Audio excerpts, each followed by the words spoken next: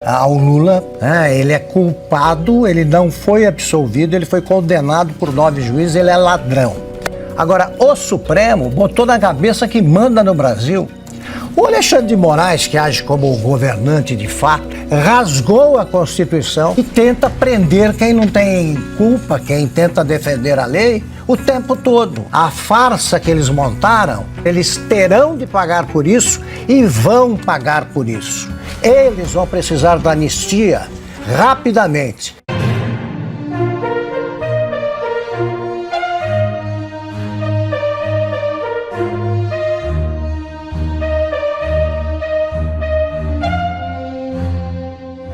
General responsável por forças especiais diz que delação de Cid é ilegal e involuntária.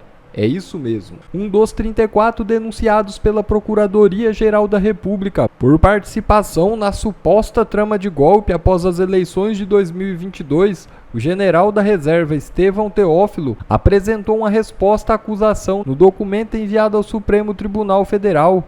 O militar pediu o arquivamento da denúncia e concentrou ataques à delação premiada do ex-ajudante de ordens de Jair Bolsonaro, o Mauro Cid.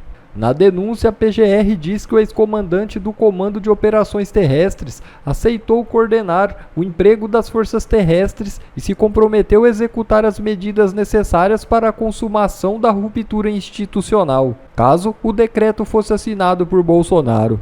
Ao responder à acusação, a defesa do general afirmou que a delação de Mauro Cid, que corroborou com as investigações sobre a trama golpista, é ilegal, involuntária e pediu a declaração de nulidade do acordo. Ainda segundo a defesa, a perícia realizada nos aparelhos do general Estevão Teófilo não encontrou nenhum documento ou relação com nenhum dos eventos, planos, crimes ou pessoas da suposta organização criminosa armada, muito menos indícios da prática dos supostos crimes contra as instituições democráticas. Caso a denúncia da PGR seja recebida pelo STF, os advogados pedem que 7 generais da ativa ou da reserva sejam ouvidos como testemunhas. Entre eles estão o ex-comandante do Exército Freire Gomes e o ex-vice-presidente Hamilton Mourão. Segundo a defesa, o deferimento da simples providência de ouvir o ex-comandante do Exército Brasileiro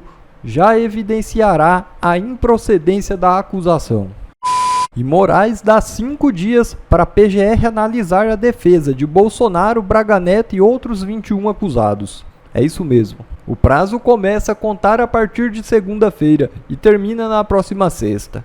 O pacote incluiu as defesas apresentadas pelo ex-presidente Jair Bolsonaro, pelo ex-ministro Walter Braga Neto e por outros integrantes do governo Bolsonaro. Todos fazem parte do que tem sido chamado pela PGR de Núcleo 1 e 3 na investigação sobre a tal tentativa de golpe. Nesta semana, ao apresentar a defesa ao STF, o ex-presidente Jair Bolsonaro pediu a anulação da delação do tenente Cid, ex-ajudante de ordens do ex-presidente. Os advogados de Bolsonaro também solicitaram o afastamento do ministro Alexandre de Moraes da relatoria do caso e o julgamento em plenário da denúncia. No ano passado, em áudio vazado, Mauro Cid afirmou que a PF e o ministro Moraes já tinham uma narrativa pronta e só queriam pessoas para confirmar a narrativa. Porém, antes da apresentação da defesa de Bolsonaro, Cid mudou o tom e reforçou que o acordo de delação não foi firmado sob coação e criticou os demais denunciados que pedem a nulidade do acordo que o beneficiará.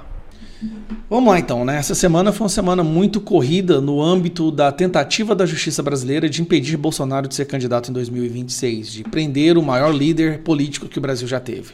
Lembrando, o objetivo final é impedir que Bolsonaro volte à presidência, porque o sistema e a esquerda já perceberam que se Bolsonaro concorrer, ele ganha e dessa vez com grande risco de ganhar no primeiro turno. Afinal de contas, o Brasil teve finalmente um gosto da esquerda novamente no poder, Lula na presidência e com certeza na próxima eleição vão se distanciar o máximo possível dessa política, dessa ideologia. E aí, esta semana era o prazo limite para os réus, para os acusados pela PGR, naquela acusação alucinada sem pé nem cabeça, tentando acusar Bolsonaro de ter dado golpe, fazendo conexões histéricas e como se alguém tivesse sob influência de algum entorpecente, assim. É a denúncia mais mal feita da história. Foi entregue agora e eles tinham que dar a sua defesa. Lembrando, a acusação teve 83 dias para preparar a denúncia, a defesa teria apenas 15 dias. Isso acaba com a paridade, né, de armas. Afinal de contas, eles tiveram 83 dias, quase 3 meses para poder preparar e fazer aquele mosaico imaginário. A defesa teria 15 dias. Eles pediram uma extensão de prazo. Obviamente, Moraes negou, é claro. Não vai ter uma decisão favorável, tá? A gente já sabe que a decisão já foi... É como o Mauro Cid disse. A decisão já está dada, a sentença já está decidida. Só estão fazendo teatro. Não, eles apresentam a defesa. Bolsonaro faz uma defesa, sinceramente, uma defesa sensacional, mostrando, vamos lá, eu até separei uns pontos cruciais aqui, ó, vamos lá.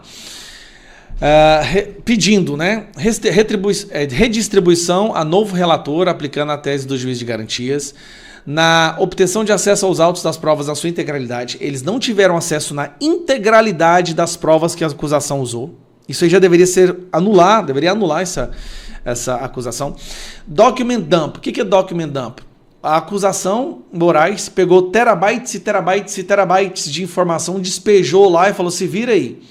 Sem ter um começo, meio e fim, né? É uma construção fictícia da pior espécie. Assim, eu fico preocupado, na minha opinião. Eles só entregaram essa denúncia mal feita dessa maneira porque eles olharam para o prazo e era a única opção, a única forma que eles poderiam condenar Bolsonaro antes das eleições do ano que vem. Era a única forma que eles tinham. Era fazer. Então, cara, se não entregar agora não vai dar tempo. Então faz qualquer bosta aí, entrega, porque é tudo teatro mesmo, né? Nulidade das provas colhidas em inquérito que nasceram no Supremo sem ouvir o PGR. Pede também a nulidade das provas obtidas pelo ministro julgador em sede de inquérito. Falam sobre a Fishing Expedition, a violação do sistema acusatório e a nulidade da delação do Mauro Cid. E aí eu quero falar com vocês. Bom, a coluna vertebral dessa acusação, dessa denúncia, são as falas do Mauro Cid. Eles pincelam uma coisinha aqui ou ali, mas a coluna vertebral, o que sustenta, tá, todo o resto, é a delação do Mauro Cid, no qual tem o áudio do Mauro Cid falando que estava sendo coagido, que era tudo um teatro, que eles queriam, basicamente, o intimidando, que foi preso, justamente, e que foi ameaçado de prisão seu pai, sua esposa e sua filha. Esse é a coluna vertebral. Bom, cheguei onde eu quero agora. Na delação veio isso aqui, ó. Então, saiu ontem essa matéria. Defesa de Mauro Cid detona a denúncia de Gonê sobre golpe. Delator afirma enxergar distância estelar entre os fatos relatados por ele na colaboração e a história levada pelo chefe PGR Supremo. Ele chama de história. O que aconteceu? Mauro Cid, na defesa dele agora, ele fala, olha, o que eu falei e o que o PGR está apresentando são coisas completamente diferentes. A PGR inventou uma história, ou seja, essa distância estelar, entre duas estrelas são milhares de anos-luz, né? O que ela quer dizer? Que não tem absolutamente nenhuma conexão entre o que o Mauro Cid falou e o que está na peça acusatória, na denúncia. E aí vamos ler a matéria porque ela é curta. Delator premiado das investigações contra Jair Bolsonaro no STF, o ex-ajudante de ordens Mauro Cid, já surgiu em áudios revelados por Veja, detonando a forma intimidatória como seus depoimentos se deram na Polícia Federal.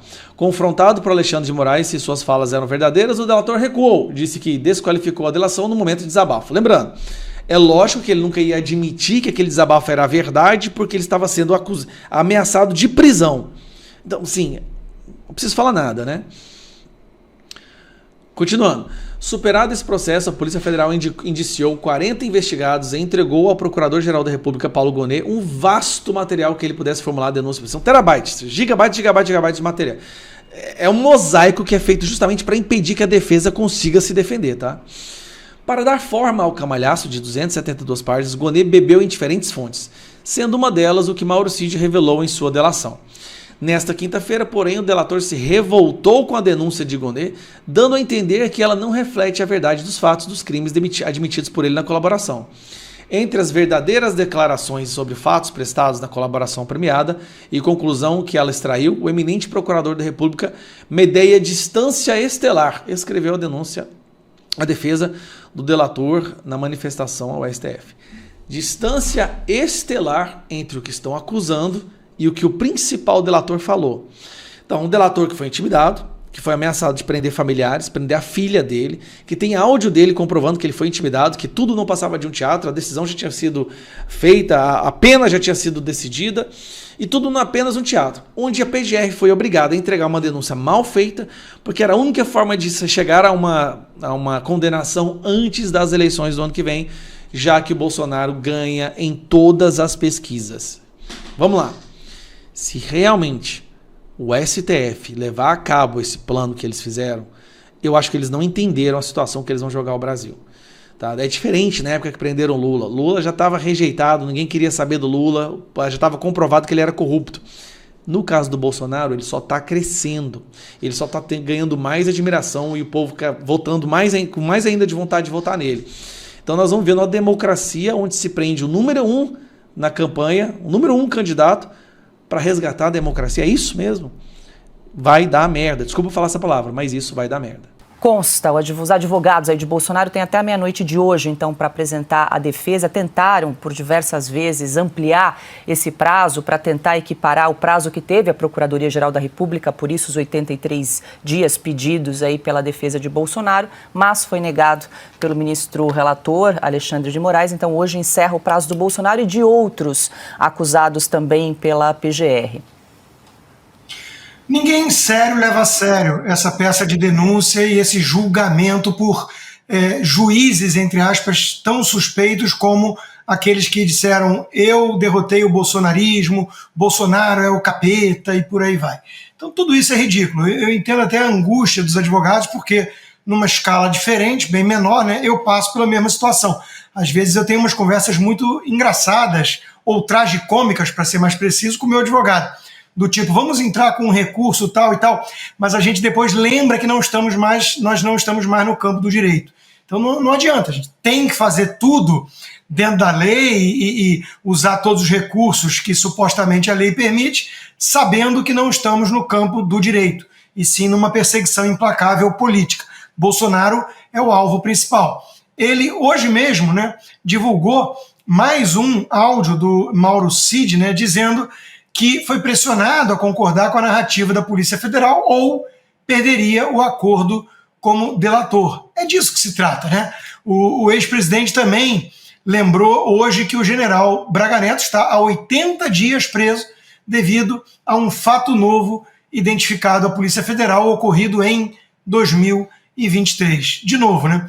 Qualquer pessoa séria que tente argumentar, sustentar que isso tudo está acontecendo dentro do devido processo legal, que houve realmente uma denúncia robusta, uma tentativa de golpe, e isso vai ser julgado, e vamos torcer para que ele tenha os mecanismos de defesa e tudo. Qualquer um que tente aparentar seriedade ao defender uma palhaçada dessas é parte do problema e não da solução, é cúmplice do verdadeiro golpe que foi dado. Eu não sei o que vai sair disso, porque a avaliação é política. Eu não tenho dúvida que eles estão o tempo todo avaliando qual é o custo de ir para cima e realmente prender Jair Bolsonaro com base nessa denúncia ridícula cá entre nós do golpe armado sem arma. Né? Se eles fizerem isso, eu não sei qual será a consequência.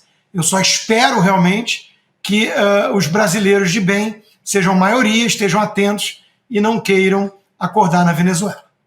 Silvio, só para a gente esclarecer, esse prazo de 15 dias começou a contar a partir da intimação dos acusados pela denúncia apresentada pela Procuradoria-Geral da República. Como são 34 acusados, entre eles Jair Bolsonaro, alguns prazos diferentes, porque começa a contar a partir da intimação. Deixa eu só trazer aqui alguns prazos. Então, Jair Bolsonaro termina o prazo hoje, 6 de março, Alexandre Ramagem também, Anderson Torres também hoje, Augusto Heleno também hoje, Mauro Cid hoje também, Paulo Sérgio Nogueira também até hoje, 6 de março, Almir Garnier até amanhã, 7 de março, e também Walter Braga Neto tem o prazo até amanhã para apresentação da defesa.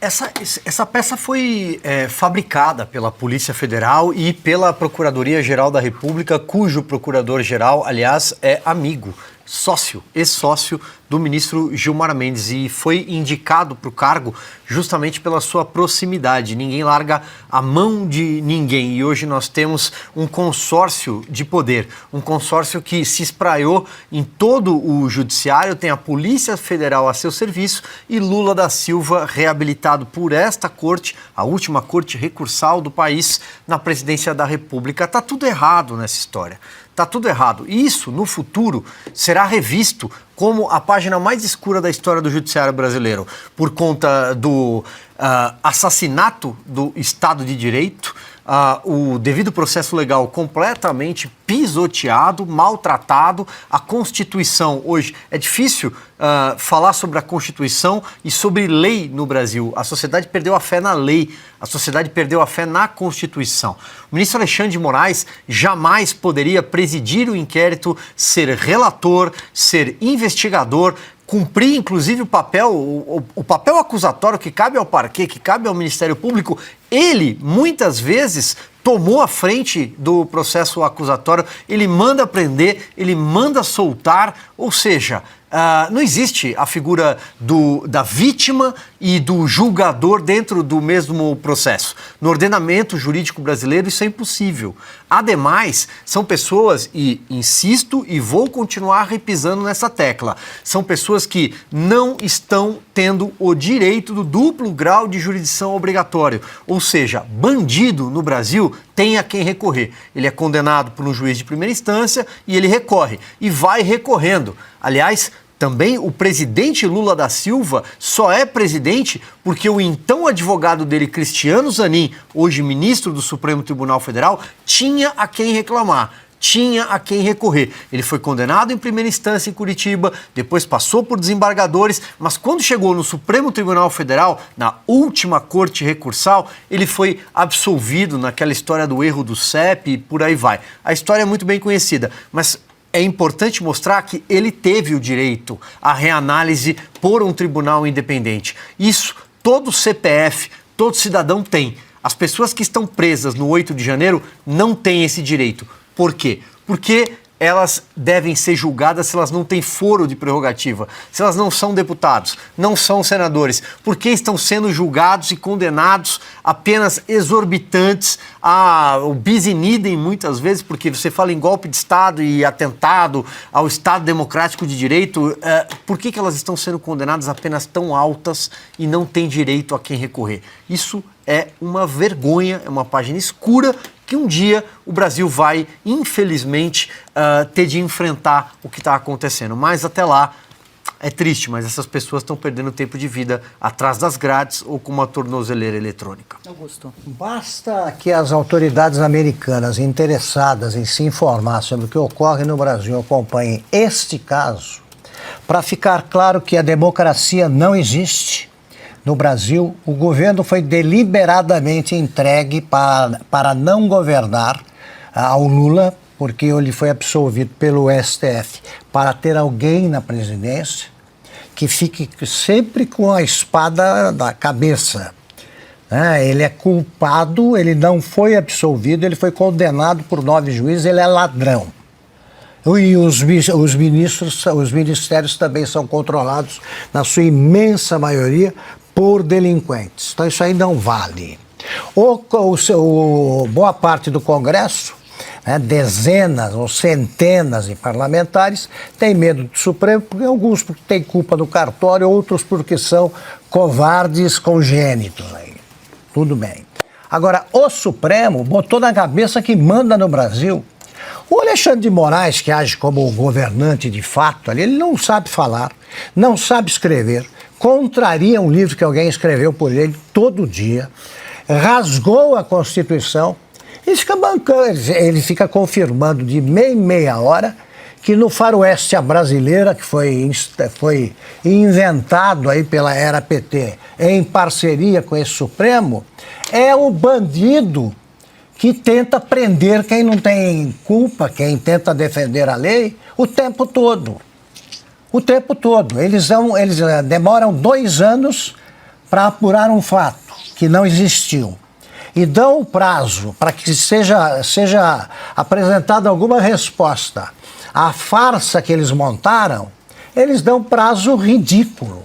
Nesse tempo aí, o Alexandre de Moraes não toma um depoimento, não consegue concluir um depoimento e não consegue escrever, sem a ajuda de algum ministro auxiliar, uma página, sem erros de português. Que voto ele teve para assumir o cargo que não é dele? O presidente do Supremo, que faz parte aí do quarteto hoje no comando, completado pelo Gilmar Mendes e pelo Flávio Dino, o presidente Barroso, esse cara aí defendeu um terrorista há 10 anos e acredita no João de Deus. É que extrai o melhor que temos de nós. Aqui esse cara que falou, nós derrotamos o bolsonarismo. Se a expressão perdeu mané criminosa, ele tem que ser preso. Foi ele que disse. Pela primeira vez, quando ouviu de um brasileiro o que o país pensa dele num evento promovido do exterior, onde eles comem o que o brasileiro não consegue e gastam o dinheiro que o Brasil não tem. Esses são os governantes do Brasil, eles são os casos de polícia e tentam prender os que não cometeram crimes comprovados. É a mulher o homem que inventou Perdeu Mané, condena a moça que escreveu com material inflamável, vulgo batom, né? Perdeu Mané. Esse é o Brasil. O Brasil está do avesso, mas está de bom tamanho e apresenta uma paisagem muito agradável aos donos do poder. Eles terão de pagar por isso e vão pagar por isso. Eles vão precisar da anistia rapidamente. É bom que concordem desde já com o fim da palavra de ordem mais torpe da história do Brasil, que é o sem anistia. É coisa de cafajeste anistiado. Bom, pessoal, esse foi mais um vídeo. Eu espero que vocês tenham gostado. Se vocês gostaram, deixa o like aqui para fortalecer nosso canal. Logo eu volto trazendo mais informações da política para vocês. Um forte abraço, fiquem todos com Deus e até a próxima.